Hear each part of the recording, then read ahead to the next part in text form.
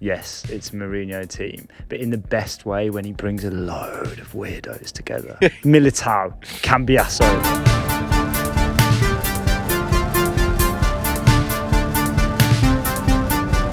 Hi, hello, willkommen, bonjour, Bonjour. Buongiorno. Hola. sawadee ka. Ni hao. Hiya. Got them all, yeah. Yeah, right. This is Reminding You Why You Love Football, an award-winning podcast from Mundial magazine. So I just had a big slurp of oat milk flat white there, like the, left-wing liberal media elite I am. We've got a review. If this is your first time, or if you just want confirmation that you're listening to the right podcast, A New Beginning by Lala Loopsy. That'd be nice. A New Beginning by Lala Loopsy. God, that's what we call Seb, isn't it? I knew I liked football. Where is Seb? He's still got Oasis fever. An acute case. It's worse than lumbago, the doctor says. I knew I liked football. But until this podcast, I didn't know why I loved it. Until this podcast, I did not know why I love football. Why? It's funny. Yeah. It's intelligent. It feels like its idiosyncrasies, what a lovely word to say, are designed for me. If you have the opportunity to enjoy it, embrace it. Thank you. Mention any classics from James Bird? No. I like that. Succinct and lovely. Yeah. Something fucking you two could learn from. Oh dear. Two known wafflers. Waiting for Birdo. Couple of yappers. Waiting for Birdo is my new play. It's like Waiting for Godot. In This Week in Football history, John Aldridge was born. My favourite thing about John Aldridge is that he went to Real Sociedad and became the first non-Basque to play for them, and arrived to essentially a lot of riots and people spitting at him in the streets and stuff like that, and left a fucking hero. Scored a shitload of goals and only came back because his wife wasn't settling very well, and he but loved it. I interviewed him about it. Yeah. Oh wow. He was saying, I've interviewed Aldo about 5 times randomly. I did him once after I'd made a show of myself in a hotel in Liverpool the night before, after a Liverpool and Everton derby game. I told Aldo about it the next morning, and he was like, "Go ahead, lad, fucking." He was good. He was funny. What had you done in the hotel? Nothing in the hotel. Oh. I'd been on the tables in Largo in town the night before, dancing after a thumping victory. That's all right. It's a lot. Yeah. Who would you compare him to as a modern equivalent? Doesn't have to be a Liverpool one, but what sort of player? He was a fucking really good striker, John Aldridge. Like a brilliant finisher, like an exceptional finisher with both feet. Good header of the ball. Danny Ings? No. A call back there for podcast, but no, nothing like Danny Ings. Just really good forward, made good runs, just scored loads. When you look at his goal scoring record, I know when he came back from Spain, he dropped down the divisions for Tranmere. But have you seen how many goals he scored for Tranmere, John Aldridge? Like a Watkins? Positionally, Yeah. maybe. So from John Aldridge in his entire career, 21, 27, 34, 31, 21, 2 was injured, 29, 31. Goals. 22, goals. 18, 22, 21, 21, 24, 27, 25. Jesus Goals. Christ. 422 career goals in 792 games. Fucking hell.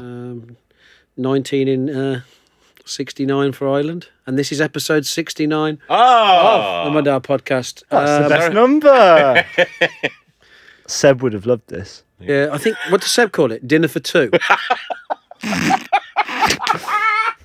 He does, yeah. Anyway. And he's always hungry. Yeah. Seb's off today. Oh, God, he does. He was once going to set up an Instagram account, Seb was, of all the times he saw the number 69 in public in different typefaces and stuff. Thought about it a lot. Put more into that business plan than the Mundial one. And then the number 11 just started following him around. It really did, yeah. But also, on this week in history, and I'll give you the correct year, I'll give you the time, in 1949, Wile E, Coyote and Road Runner Meep. had their first race on TV.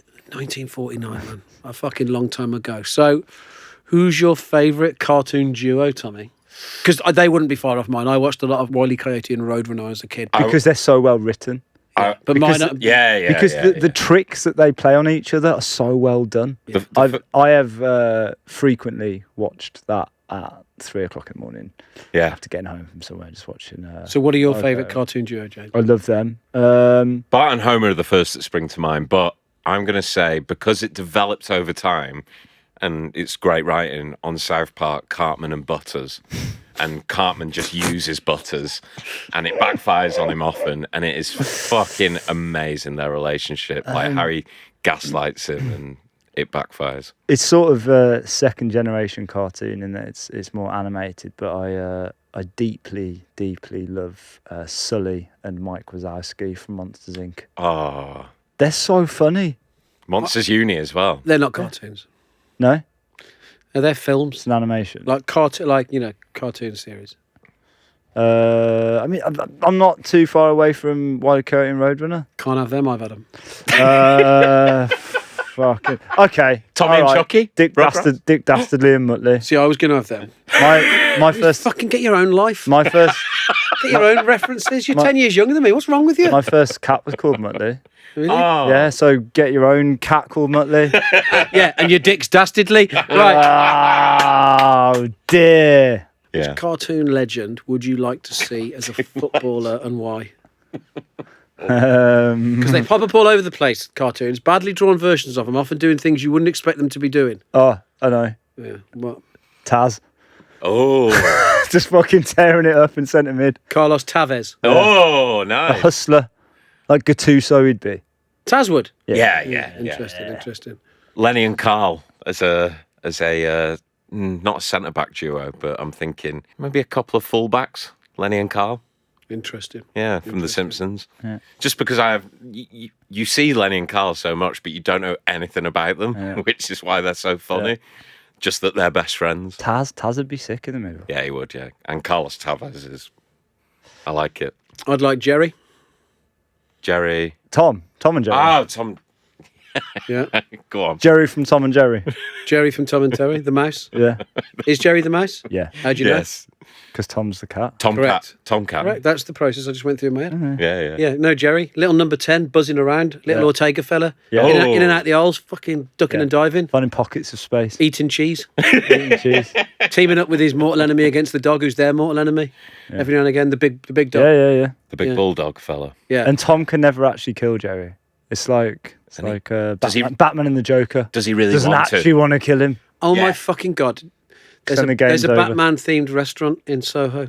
It's been there years and no one knows about it. Tom Armstrong showed me before. It's called the Park Row and it's opposite Eat Active.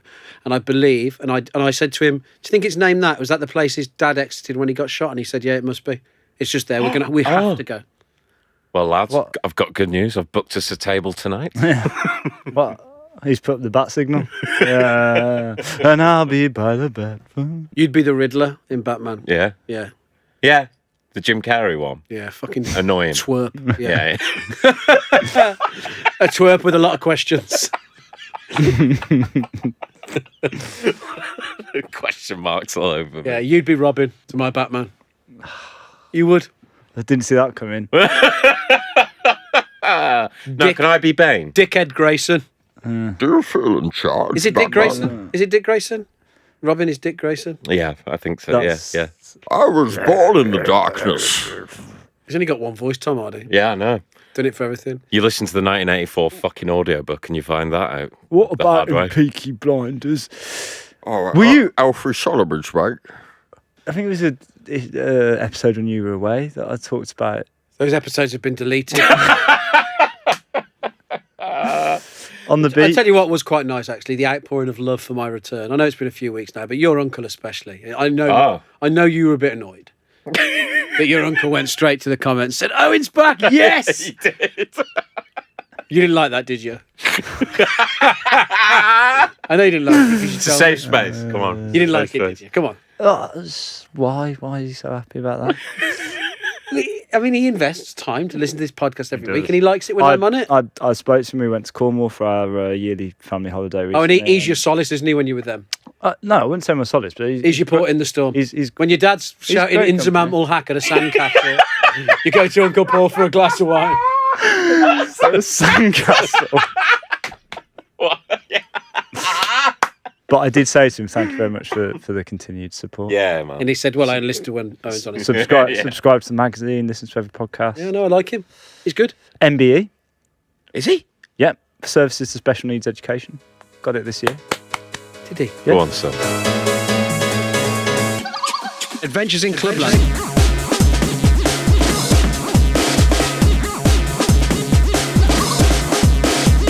Right then. Adventures in Clubland. Now we're going to start this Adventures in Clubland. It's been a long day for all of us, and just to keep you on your bloody toes out there, we're going to play a voice note from Italian football expert and podcaster Federico Casotti. Do you like that? Yeah. All right? Yeah, good. Yeah. On why Wesley Sneijder, guided by Mourinho, is one of Internazionale's all-time greats. Wesley Sneijder is a Dutch player, and traditionally here in Milano, Dutch players are associated to AC Milan rather than Inter, like Ruud Gullit, Marco van Basten, Frank Rijkaard, even Clarence Seedorf, who played for both teams. He actually failed at Internazionale and shined instead at AC Milan. So when Wesley Sneijder arrived in Milano, it was August 26, 2009. He was seen as a player who failed at Real Madrid, so not a real champion, not a true champion. 3 days later, there was a Milan derby, AC Milan versus Inter. If you watch the highlights, actually, the first shot you can see is Sneijder who take the ball and just kick it from outside the box and hit the crossbar. It was probably his first touch of the game, and he hit the crossbar. He was like his business card to the tifosi. Like, look, that's what I'm going to do, that's what I'm able to do, and if you follow me, we can do big things. Nobody watched him playing at Ajax, because at that time, everybody fancied Rafael van der Vaart, and very, very few cared about Wesley Sneijder, who played along him and eventually proved to have a better career, actually. Internazionale in that season was like a perfect movie, because, you know, everything is in place. You have a great director, you have a perfect cast with each actor who plays the perfect role. They have the perfect location, the perfect plot. Wesley Sneijder, once Mourinho left, was not the same anymore. And we shouldn't forget that Wesley Sneijder also played an absolutely amazing World Cup and losing the final just a few weeks after winning the Champions League. It was a shame that he didn't manage to get at least the podium at the Ballon d'Or, because that year he really, really deserved it. And if we talk about him right now, like 15 years later, I mean, there must be a reason. He's definitely one of the greatest of the game. Lovely there from Federico. I think the nicest thing he said in that was about the business card and the way he talked about that first touch. I love random relationships between fans and clubs. Like, for me, I wouldn't say I was at my peak, like, football watching when Sneijder was playing. No, that's not true. I was watching a lot, but I was working in it pre-Mundial, and I was doing a lot of driving numbers to websites on Sabotage and writing a lot about football, so you can sort of get sucked into a little bit. So I wouldn't say it was a time for forming emotional connections to players like I did when I was younger, and it's probably not the time to be doing it anyway. But what I certainly loved watching about Sneijder is he's just fucking technically fantastic. Ridiculous. Yep. A great passer of the, you know, I'm a well-documented fan of a passer of the ball, a lover of swazz. Anyone who uses their outside of their feet a lot is for me on a level above anyone who can't or doesn't straight away. Agreed. Like the Inter Mourinho thing has been done to death and talked about a lot, but if there was a couple of instances where players should have won the Ballon d'Or, this was one of them. Yeah. And similarly, Ribéry a few years later, both robbed. Really, if you put it down to actually what they did and what they achieved, because into winning a treble Yep. is bigger than Messi having another 70 goal season. 100%. Yeah. Or it should be. It should be because Messi having that another season is amazing, and everyone gets to celebrate that every week. But a fucking treble, in Italian football, they just don't happen that often. Yeah.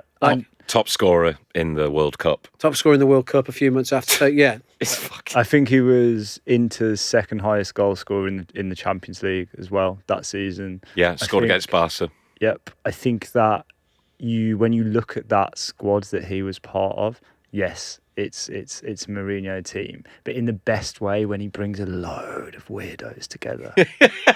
Yes, it is. Militao, Cambiasso. Well, look at this first. Montari, Balotelli's in there. Yeah. It didn't go well for Balotelli, did it? But listen to this for a quote from Sneijder. I never considered this about Mourinho. I've never considered this as part of his armoury at all. So during games, he demanded everything from us. We all know that.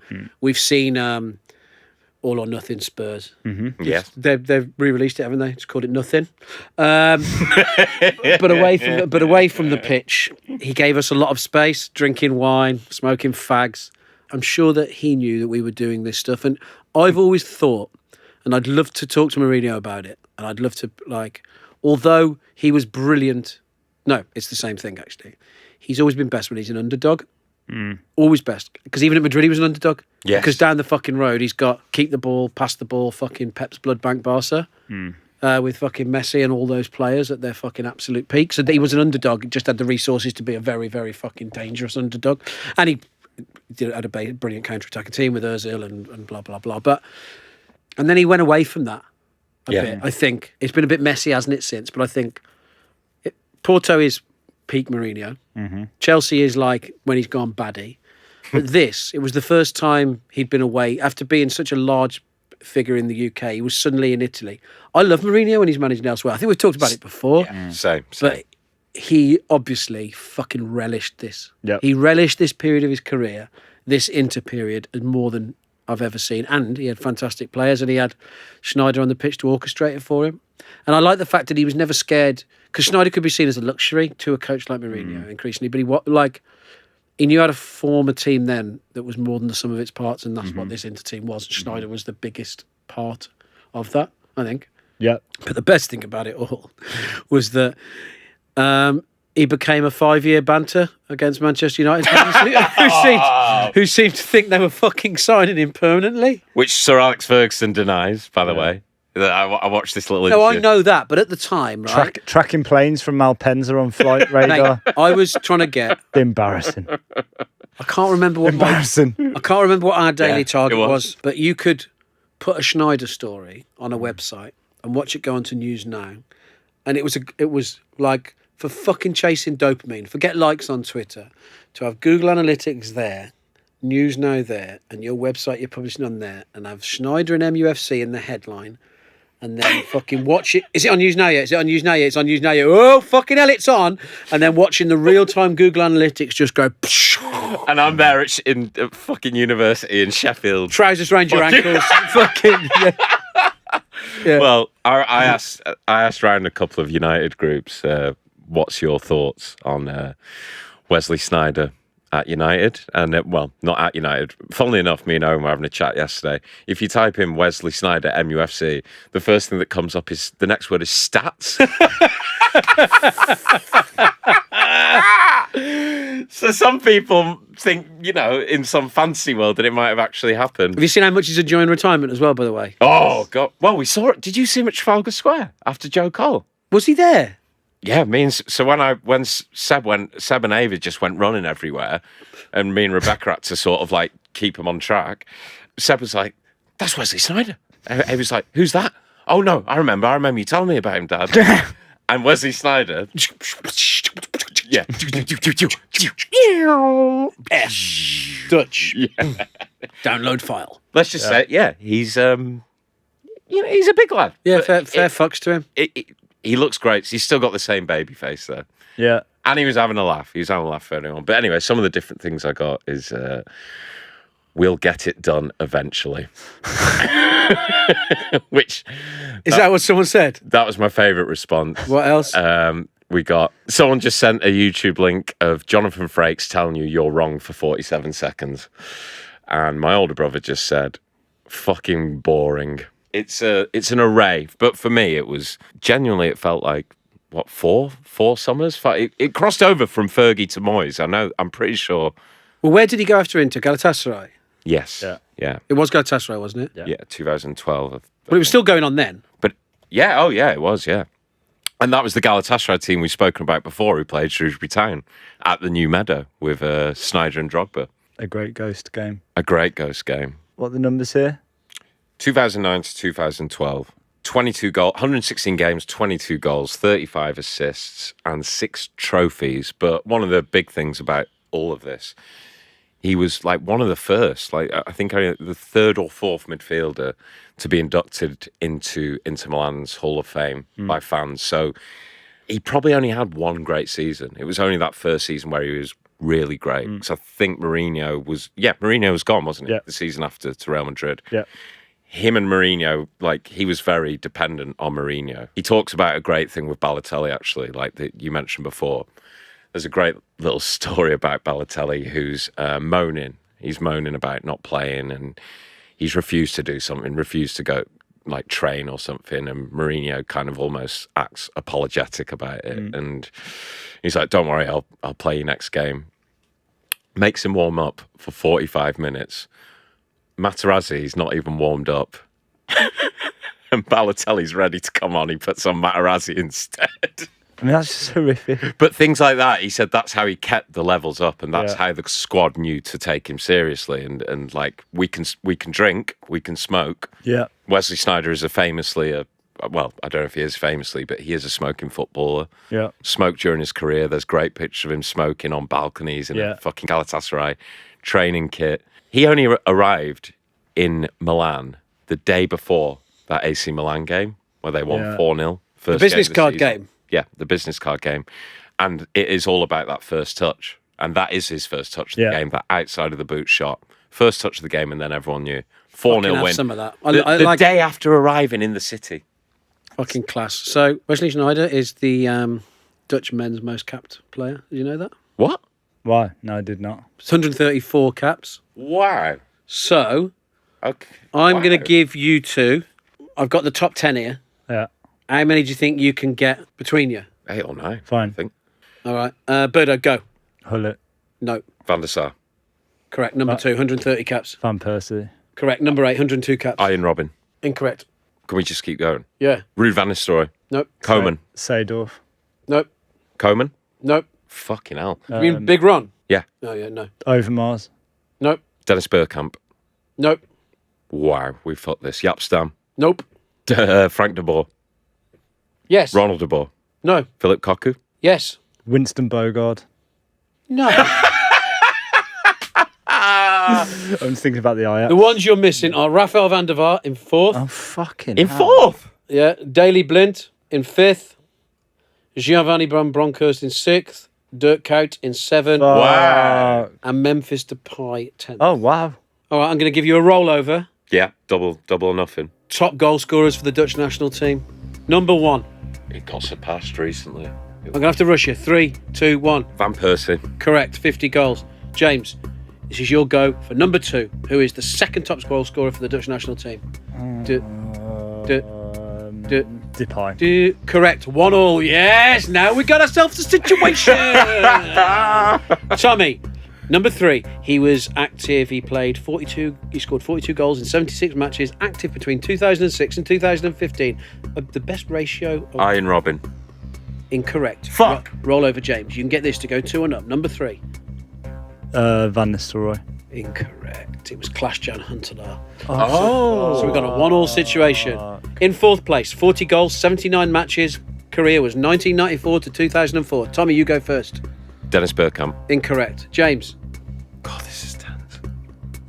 1, 2, 3. Overmars. Guess. Incorrect. Oh, I've got it.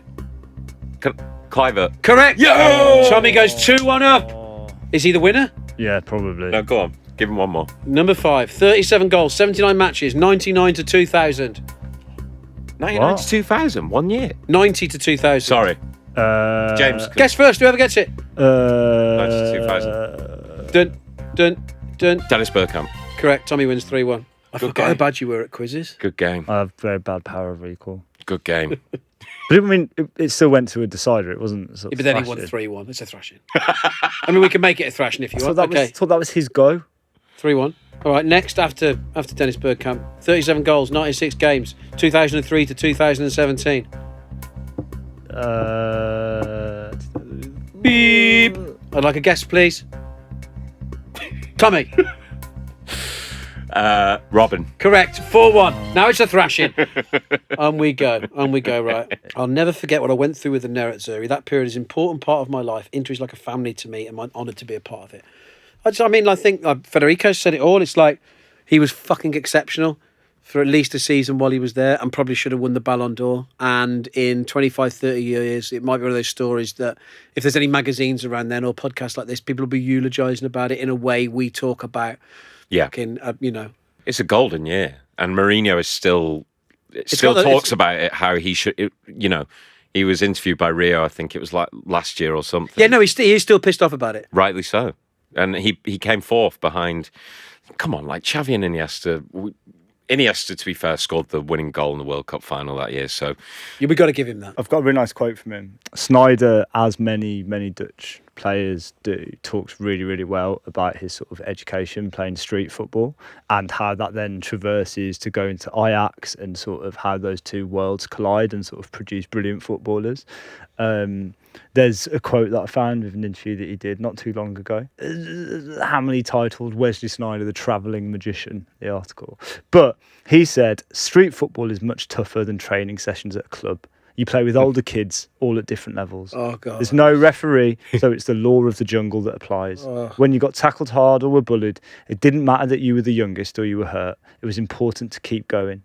Street football teaches you to be rough and ready, smarter, and creative in your solutions on the field, which I think is one of the maybe the best summation of what street football is about. When you're stuck in a corner when you're kids. stuck in a corner on a tennis cart and you know that bloke's coming to fucking lamp you, No. and you've got to try and get out of the corner before he comes and hurts you, you better be good. I think that genuinely is the best summation of that I've ever heard, because everyone is at a different level and you have to find the teams that are even. You have to work that out for yourself. So the law is in sort of your hands. You are the jungle. Unpopular opinion. Organised football is shit compared to unorganised football. agreed. I mean, I think you're both mad, but it's not shit, is it? Like, we watch it every week. not Otherwise, shit. we'd watch all unorganised Playing football.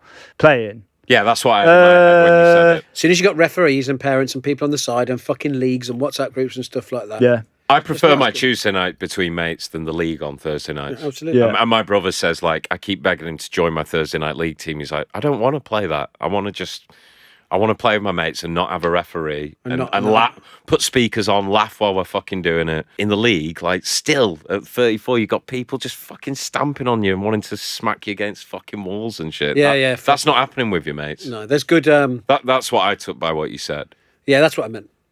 Yeah, that. There's good. There's a few good clips of like your Schneiders and Van der Vaarts and people now just turning up at random training clinics in Holland and rinsing loads of kids with just like fucking fag in their mouth, cardigan on, some Nike blazers or something, then fag on, just doing fucking step overs and then banging them top corner. Cheers, kids. Yeah. Like burning one of them accidentally, fucking putting a beer on one of the kids' heads. And there's a great... Okay, now we play. Yeah. Fucking love Dutch people. Just want to say, They're hard. Federico says how Van der Vaart was the big hope, and that's what it was all pinned on. Yeah. So it was actually very surprising that it ended up this way. And growing up in that era when I was most into football and Football Manager and World Cups, etc., Euro 2004, Euro 2008, it like before kind of this season, it was always Van der Vaart. Yeah. And then this is probably the season where it kind of went the other way. Because Van der Vaart, where did he went Madrid, didn't he? Yep. Briefly. Fucking hell, they all went Madrid, didn't they? Van der Vaart, Robin and Schneider. Yep. Yeah. Yeah, the Van Great der White Vaart comes Hope. across as a fucking dick. I think he's a strange guy. Yeah. Yeah. Sneijder's sound as fuck, though. Yeah. I think. Yeah, I reckon Van der Vaart shaves all his body hair. Got a wanking mat. You've got a sort of side quest interest in body hair at the moment, haven't you? No, I you just asked the other day about pubic hair. I just on the asked WhatsApp. Tommy. I just asked Tommy if he was a manscaper. I genuinely wanted to know. I think there's a generational gap between whether you do or you don't. What when I It's went, difficult for you, isn't it? Because you've never grown any. strange thing to say. When I went through It's true, like a Ken doll, you said you were to me. no. Just a Ken doll. When I went No through, hair, just sweet, sweet D. when I went through the notifications, I just came across Owen saying, "Is there any?" No, is it Tommy, you? Tommy, are you a manscaper? No, and then it was, "Is there a little bit of salad with the sausage?" Which, No, but it's a genuine question. Best bit of writing I've ever done. It's a genuine question. You're a manscaper. A little. Well, it's because of trauma. Tenerife 08, yeah, with the 30-year-old. Tommy, I think you should tell this story. Did you read it? Oh, God. Okay, basically. yes, but I'll Tenerife- hear it again. Tenerife 08, like it's carved into his soul. Yeah, it is. And it was very in between. And almost like everyone else should also know it. Oh, Tenerife away. Oh God, yeah. Yeah, no, of course. In my world, though. Not 08. Yeah. Yeah. Like Euro 96, Tenerife 08. We had shirts made up. I'm quite embarrassed you? about what my name was. What was it? Corporal Cockout. Because I Got your cock out a lot, yeah. I was the guy who got naked, yeah. Captain Cockout's better. Yeah, but they call me Corporal. Not quite a captain. You hadn't risen through the ranks. No, had you? exactly, yeah. But this is my moment to rise through the ranks. So we're on one of those, when they get you on a boat and it's all you can drink or whatever. A booze cruise, Tommy. A booze cruise. That's the fucking words I'm looking for. Yes, Yeah, a booze yeah, cruise. yeah. Go out into the sea. We've been in. Fuck me, I bet you were like a pig at Truffles, weren't you? Jesus Christ, can you imagine? And they said, whoever.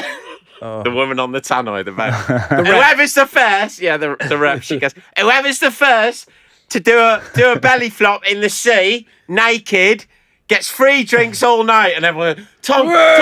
Corporal Cockout! Corporal! We got him in! We Corporal! We got you, man. All I had to do is slide off my GeoJoy shorts. Oh, Got straight in there. Remove your posing pants from underneath. another £2 into the pocket of the Donnellys. Get on the fucking diving board or whatever it was. Do a full-on belly flop in the sea, which I've sent you the picture, right? You've seen the picture of that. Yeah. We can't share that. But anyway, I did it. I was so proud. I was so buzzing that I was excited that I was. Were you gonna be getting- received well back onto the boat? Well, by my mates, but not by fucking matey girl, the fucking rep. Oh, did you know this bit, James? Oh, She slaughtered him. This is why I trim my pubes. She's ruined him. She goes, Is she doing? She's killed him, Jim. Oh no, man down at sea. Killed him dead, yeah. She's literally made him walk the plank. She goes, I get back up, butt naked, and like I'm so drunk by this point, and like it's all out there. I've not got my GeoJoy shorts with me. One of my mates has got them. And she goes, "Fucking hell, mate, that needs a fucking trim. You'll be getting no shags this holiday otherwise." Oh, Didn't she say, "Look at that bush"? Look at that, yeah. this is so in between us. It's And it was what, like, honestly, you know, when you feel yourself going red in front of everyone. Yeah. It was one of those. It's one of those moments just etched into my. So what have you done fucking ever brain. since? What's your routine? Trim it once a week. But like trim it to what? To what length? What I would consider a not too bushy. Yeah, but what are we standard. talking? An inch? Yeah. Like so, it's like Like about a grade 3/4 of an three, inch. a grade 3 with some wet look jelly. Yeah, in what it. grade? What grade are we talking? Is Yeah, it big? 4? More 4. I'd Oh, say. like a tennis ball. Oh, Fuzzy Dunlop. A Stevie G. Do you? No, never. Oh, you don't need to. It's like a Kendall. Yeah. No. I've got Oh. like they're probably 4 inches long. It's very wiry. How long? About like that, I'd say. Like an 80s tennis player's haircut. Yeah, a little bit. Yeah, that is a little bit what it's like. Yeah, McEnroe pubes. sort of. Yeah, relatively fair. Dong McEnroe. Dong McEnroe. Relatively fair. Relatively long. Wiry. Oh, fucking hell. Do whatever you want. Do whatever makes you feel good. That's Reminding you why you love pubic hair. Yeah, but Yeah. keep something down there. Ah, do whatever you want. Honestly, do whatever you want. I've had my arse waxed once. oh God. I've Boo never did it, had didn't that. she? Once, yeah, she did one she? side. Yeah, she did one side. I Like fucking, 40-year-old virgin. I fucking. Oh yes, exactly like that. Fuck me, the noise I made. I haven't got a particularly hairy arse. Yeah. But, never again. I discovered on holiday that Don't do it for me. my dad and brother do it. Like, Yeah, but they're- Your dad and your brother wax their arseholes. no, sorry, but like, their chest hair, back hair, Do they? it's all pretty fucking dolphin-y. Have you seen Asad without his top on? My God. Has he seen him? He was sending us pictures from Scotland. At share a fucking bed with the cunt. He's a bear. Oh my God. He's an I thought it was a actual big bear. cat sighting in Scotland. Oh, look. Tommy's befriended a panther. If you're listening, we've got an escape from the local zoo.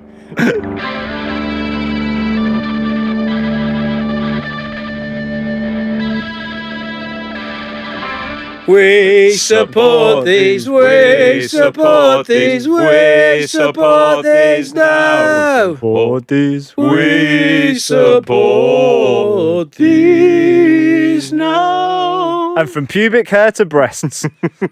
Tommy, are you a breast or a lawn man? Today I'm a breast man. European football's back this week, on the week this podcast is released. It's all kicking off. And there's a new Champions League group format, which no one can tell you how it's going to work until it starts. That in itself is quite exciting, or maybe the death of club football as we know it. We will soon see. Europa League and Conference League, I believe, are following the same format. Yeah. So it's all change. And obviously, it's a way to get the big teams playing the bigger teams more. Yeah. Sort of get it, but also I think it might result in. Do you know what?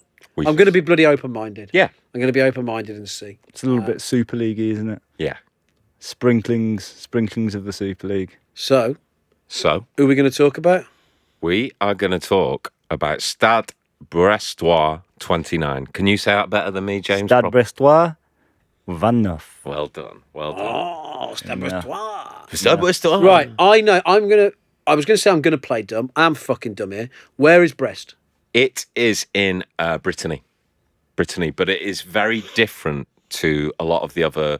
Basically, it was a town that was city actually that was decimated during World War II, and it's kind of known for its like bad weather, and it doesn't look like a typical French town because it had to be totally reconstructed after the war. Does it? This Champions League campaign. So to put it in context, the season before last, they were fighting relegation. Pretty much only just avoided it, and that is their purpose, pretty much, and it has been for the last sort of 10 years. They're usually a League Two team, basically. Okay, so we're supporting them because they've had a fucking dramatic rise. Well, mate, they were fighting relegation. I remember seeing they did some scalping, didn't they? Talk me through it, Tom. Talk us through it. Yeah, they did some scalping. This is just a mad stat I found whilst I was reading through all this. PSG's wage bill I remember reading about is this. 2,368% larger than Brest's. Fuck me. So if you want to put, and also it's one of those things like Luton Town coming up to the Premier League. It's one of those things where they've had to have the stadium inspected. They can't actually play in their own stadium. Yeah, so where are they playing? They are playing I remember that now from last year. Their stadium's too old. Guingamp. Yeah, go on. You say it better than me. Guingamp. There you go. They're playing there, and there's a lovely quote on this actually. The chairman of Brest, like basically the day that they secured That's what Seb calls himself. the day they secured Champions League qualification, he's on TV just saying straight away, I had the Guingamp mayor on the phone. Normally, that'll be it. So they know they've got it, and straight away, as soon as they're secured into Champions League football, he's ringing up the mayor from Guingamp and saying, "Can we borrow your stadium? Can we come round yours? Yeah, exactly. Can we come and play it? Weirdly, yours? it's only Such a shame they can't play on their own ground, isn't it? yeah. They could have done it, but they could have only done it because it's actually like a 17,000 seater, and the Guingamp one is only 18,000. But because of how old it is, They'd have been allowed about 8 people in. 5,000, yeah, 5,000. Which just, but anyway, before I go off too much into it, we should let an actual expert tell us more about this. It's not Seb with a French accent. It is Naim Benedra Oh, yeah. from Goal France, and he's going to tell us all about it and their story. Brest were the main attraction of the previous League 1 season, finishing an excellent third place on the table. The result means that they will be taking part in the European Cup for the first time in their history. The secret of Brest's success is first and foremost the excellent work of their coach, Eric Roy. He came to the club 2 years ago, having not coached for around 10 years, but he quickly made his mark. With him, the club managed to stay in Ligue 1 in the first season, and since then the rise has continued. The team is progressing in all areas and has become very tough to beat. And aside from the coaching award, it's also worth pointing out that the group lives well together. Nobody thinks they are better than they are. So they are very humble. They are a collective and everyone contributes to the success, with the 16 or 17 players, each one having their say in every game. If the team can get back to the last season cruising speed, they could spring a few surprise in the Champions League, I think. The players complement each other in the midfield, with Les Milou providing direction with his passes, and Hugo Magnetti, who harassing the opposition, and a player like Camara, who projecting himself high up in the pitch. Brest is a team which bring a lot of intensity where they have the ball to smother their opponents and get the ball back and get forward quickly. This is the first time they've ever been in European football.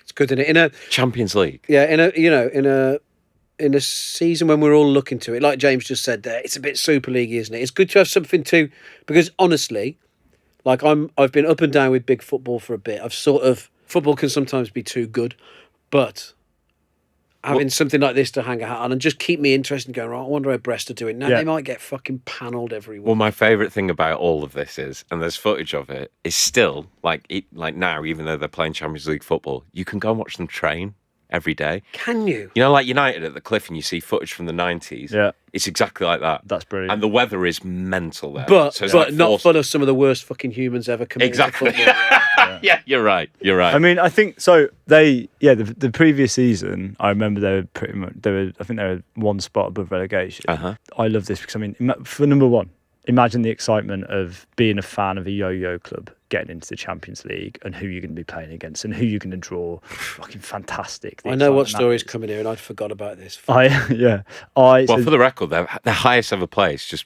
quickly before you tell it, it was in the 80s, was 8th. Yeah, okay, brilliant. That's mad. Brilliant. So imagine the magic. The context. The magic for the fans. And I remember a couple of years, well, it's going back now, 6 years ago, Qarabağ, Azerbaijani team, they qualified for the Champions League. They were the first ever Azerbaijani team to qualify for Champions League. Get the Qarabağ in. Yeah. And they were drawn in a group with Qarabağ secured. They got through the qualifying round. I think they had to win 2 games, and then they got drawn in a group with Atletico Madrid and Chelsea. So I was in the office back when we used to squat at Copper 90, and long-term friend long-term friend and collaborator Martino just messaged me, just going, "Hey James, I've got a load of Qarabağ Ultras. They're in the fucking Exmouth Arms. Yeah, Jesus. In the Exmouth Arms. If you want to come and meet them." And I was just like, I mean, yeah, it was 1 p.m. on a Wednesday. Why not? So I walked down just to. I remember saying to you, "You're going. Can I go?" And I was like, as long as I don't have to go. The way he put it was like he captured them. He was like, "I've got them. You need to come and have a look at them before they go." And I turned up. It's these two lads, I reckon 30s probably. One of them's nose was just held onto his face with a bit of sellotape. And I was like, "Oh. All right, lads, how's it going?" Anyway, had a really interesting. Is that? Yeah, no, that happened. Yeah. I messaged Tino about it earlier, and he was like, "Wow, forgot about that, man." And yeah, I mean, had a really good chat about them, about how excited they were, how amazing it was for their country, the sort of political context of them. They used to play in disputed territory with Armenia, and they now have, for a while, have played in Baku, in the capital. So there's all of those interesting things to look at. I remember that Ellie Mengum as well him and Tino did a little 3-minute explainer about it. But it was just really great to talk to. And I know they went to Stamford Bridge that evening and lost 6-0. But had the night of their fucking lives. Had the night of their lives. I had a look earlier at sort of what Chelsea fans were saying on that video, on the little YouTube film that they made. And it was just loads of Chelsea fans being like, "Oh, they brought the best atmosphere that we've ever had at Stamford Bridge. Like, hats off to. We can't wait to come to your man." And my band did. It's what it's about. Went down Baku, sliced them 4-0. Because but they were so excited. They couldn't imagine their football team to be playing against Chelsea in the Champions League. Football is there's increasingly less Cinderella stories in football. Yeah. Because of the way the game is, and it's a bit sadder for it. Yeah. But I suppose every now and again something like this will pop up. Yeah. From Europe. Yeah. Yeah. And we can't talk about them as well. I was like, why has this happened? How has this happened? It's all down to a former player, Gregory Lorenzi. He was playing till about, I think, 2016. And then they ask him if he wants to be director of football. They're in League 2 at that point. They spend another 3 years there. But he just changes the whole direction, the whole vision of the club, how they sign and sell players. It's fucking great. And also, very quickly, I know we want to talk about the... Know the club's nickname? No. The Pirates. Ah. Oh, yeah, their mascot's a pirate. Yeah. The manager actually said, as a joke, and I know you want to talk about the manager, James, but the manager actually said, as a joke, at the beginning of last season, someone asked about European football when they were on some, they started well. And he said, Champions League. And taking the piss, and people laugh in the press conference. And they fucking did it. Well, you all laughed at me. You're not laughing now, are you? Jordan and Mavi, ex of Aston Villa, is in their squad. Yeah. The manager is one of those beautiful specimens that has 2 first names. Yes. So his first and surname. His name is Eric Roy. Yes. Yes, it is. Played at Sunderland for a bit. He did. Like I remember Eric. Sporting director at Watford. But it's actually Roy, isn't it? Yes. Eric Roy. That's how they say it.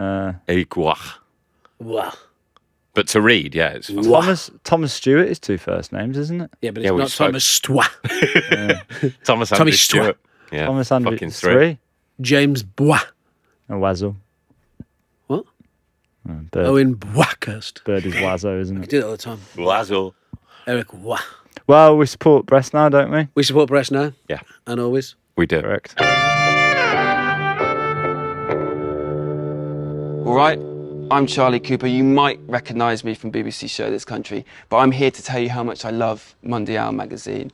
For me, it's the fanzine of football, documenting the best of football culture forever. I'm very proud to admit I've been a long-term subscriber of Mundial for years now. But if you subscribe, you don't just get the magazine, right? You get loads of other perks, too many to mention, in fact. So join Club Mundial at mundialmag.com.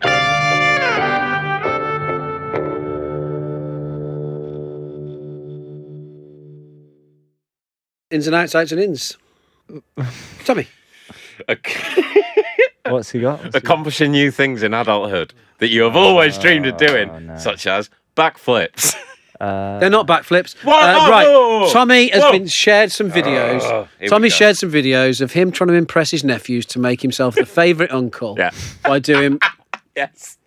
by that's doing great. by doing backflips in Spain when he was on holiday at Goose Mansions with all his family. Oh my god. And look, he's committed, throws himself, but I wouldn't call it a backflip. Oh, no. It's like a... No, I did one somersault one because someone said you need to try it doing like that. Yeah, I used to be quite good at the back dive, whether you'd go in with your hands like that. Do you know And I what- suppose I'm just a more elegant diver than you, so it's difficult to watch. but like anything I do, Do you know what it's a bit like? It's a bit like when you see a video of like a pheasant after the bush has been beaten, it flies for 5 yards and then Yeah. something shoots out Bit of the like sky. that. All I'm saying is... Yeah, then a Labrador grabs it. Yeah. Just as the finest bit of its soul is floating up into the sky, Yeah.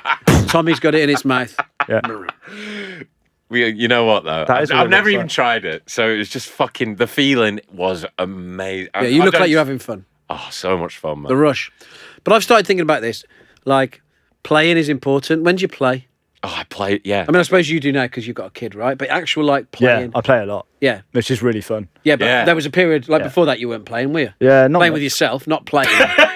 but play, I see what you mean. Yeah, no, play like... It's the best thing. Actual play, like, that's what I was talking about before with you having an unstructured game of football. Yeah. Yeah. Or just fucking around, like, throwing fucking Yeah. shit into a bin. Yeah. Just play. Well, we invented. Well, even when sometimes we're in the office, I'm like, Birdo, how many times do you think it'll take me to get this ball from here down there through the door? Yeah. Shit like that. You don't do enough. We had cricket game, garden cricket. We had fucking transfer games that we could play around the dinner table. Yeah, some of those 11s you were posting were absolutely fucking rogue. I didn't want to ruin your holiday, but terrible selections. Oh no, I know, but you had to do it on budgets. Yeah, I'll explain the game later. But anyway, Anyway, in Birdo. Now this is good.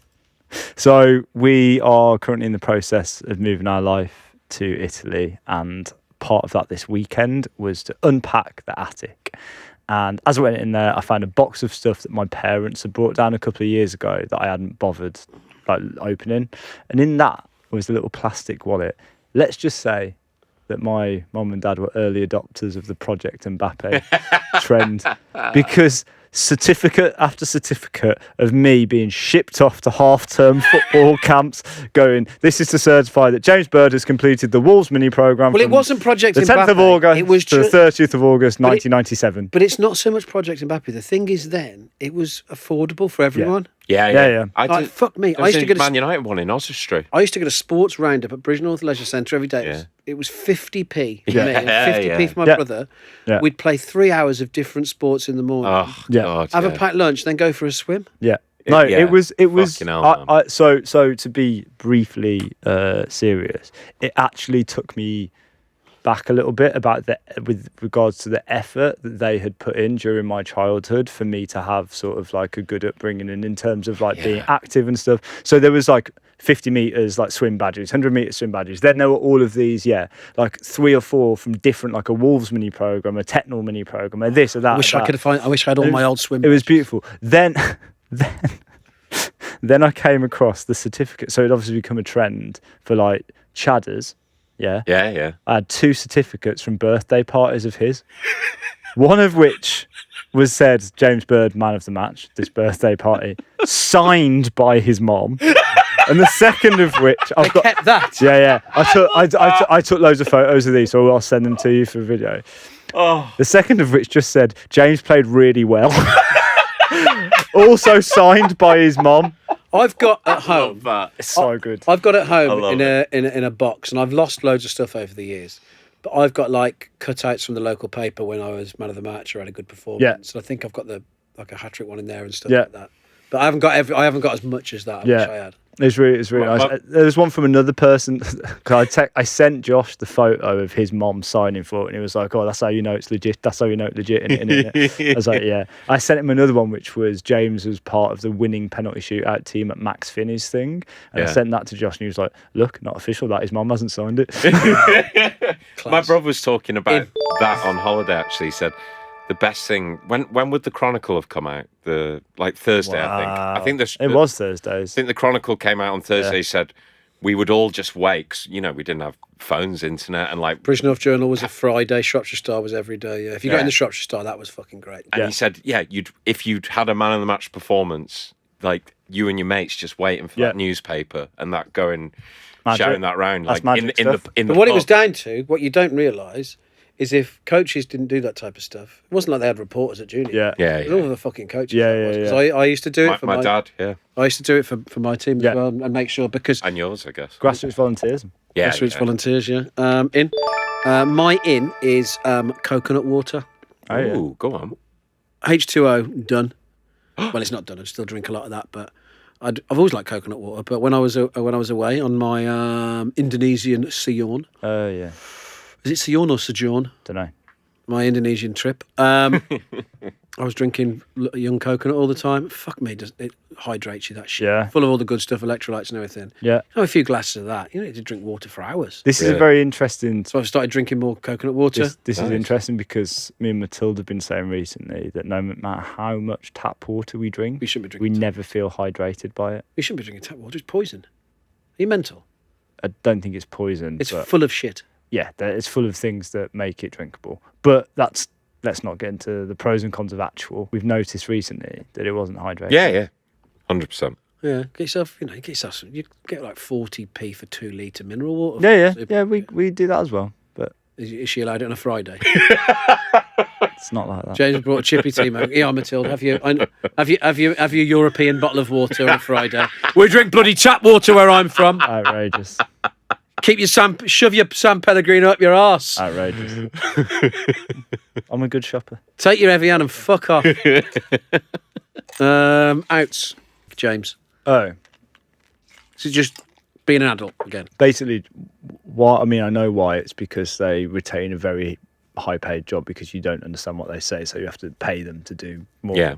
But I just don't understand everything they're saying. Like, send a bullet-pointed email, and like, can you answer these questions in as simplest language as possible for the layman to understand? Well And transfer, mate. The email back is absolute garbage. Don't understand any of it. Yeah, I mean, solicitors out. Yeah. And if there is a solicitor Same thing. listening that could help, Tommy. Oh, just fucking TVs breaking just out of nowhere. You know, it's the LED or the backlight, and then you've got to look into. I swear, modern TVs, because you can get them fairly cheap now for like a 55-inch TV. But they're not good. Exactly. And Did you do your research? not that time. This time, this was 2.5 years ago. But it was working. Benefited from my TV research, didn't you? oh, did you mention that TV to me? Yeah, so I've just got the 50-inch version of it. I've done all the research. Yeah, I think we've got the 32-inch, but yeah, it's pretty nice. If you I passed it on, done. Yeah. Hey, if you can pass on any, I'm looking this weekend to get a new one. But I swear these things, like when they're about 300 quid for a 55-inch TV, they're just sort of Shit. bound to wear out, aren't they? They go at a certain point, and my brothers went Buy cheap, buy exactly the twice, same brother. point. Buy cheap, buy twice. Well, I've learned that, yeah. But it's just, I go out for an hour watching the football, go out for an hour, first day back on my holiday, just gone, try 2 hours on there, every YouTube video, and then it's like, well, it's the backlight, which will actually cost you as much as a new TV to sort all that. So, no one's fault, but mine, I guess, for buying a cheap one a few years ago when I was skint. There you go. Out. Not a thing to end on. Yeah, well, I haven't got an out in here. I wonder if I've got anything. I see Asad, who isn't on this record, has got dumbbell hoggers. Pretending he goes to the gym. So he's been, Asad. So my out is Asad pretending he goes to the gym. So we've got something to talk about because I'm twice his age. This has been reminding you why you love football. Thank you, Spiritland, for letting us go 15 minutes over. Mundial has got a new issue out as ever. I think we've done pretty well in episode Soissant Neuf and featuring the team Stade Brestois to not go overboard. So well done, men. As ever, we've enjoyed doing this. Please rate it. Please leave us reviews. You can leave comments on Spotify now. Share it. Tell your mates. Tell your enemies. And we will see you soon. Thank you. Love you, bye. Bye.